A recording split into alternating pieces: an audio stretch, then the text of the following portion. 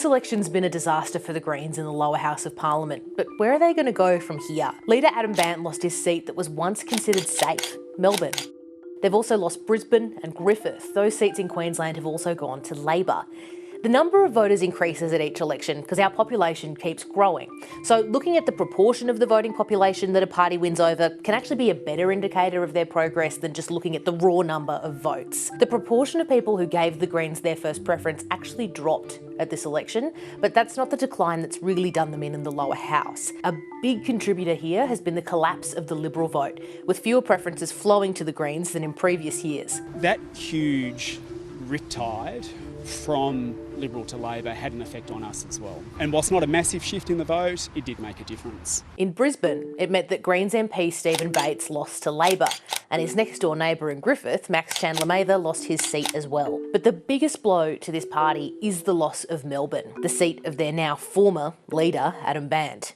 In 2010, he won this seat by getting more than 3/4 of Liberal preferences once it was down to him and to Labor. It looked like this. This year, those same preferences that he once relied on basically did him in, and he lost his seat after being the MP for 14 years. More people in Melbourne voted Greens than anyone else. We got the highest vote, but Liberal and One Nation preferences will get Labor over the line.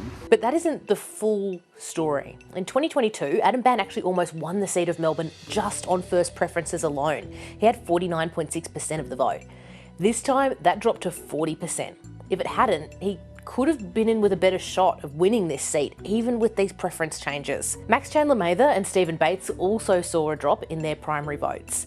But the grass is greener for the Greens on the other side of Parliament in the Senate. They now hold the balance of power there. So if the Labor government want to do anything around here, they're going to need to negotiate with either them or their Conservative opposition. That's the Liberals and the Nationals, who've recently just suffered a pretty humiliating defeat. The party has just one lower house seat left, Ryan in Queensland, basically returning to their pre-2022 numbers, or number 1. Basically. So now Elizabeth Watson-Brown is their only representative in the lower house, not Adam Bandt. For many years before Adam Bandt made it into the House of Reps, and to be perfectly honest, really before he became the leader, the main game for the Greens was in the Senate, and it looks like that's how things are going to be for this term of Parliament.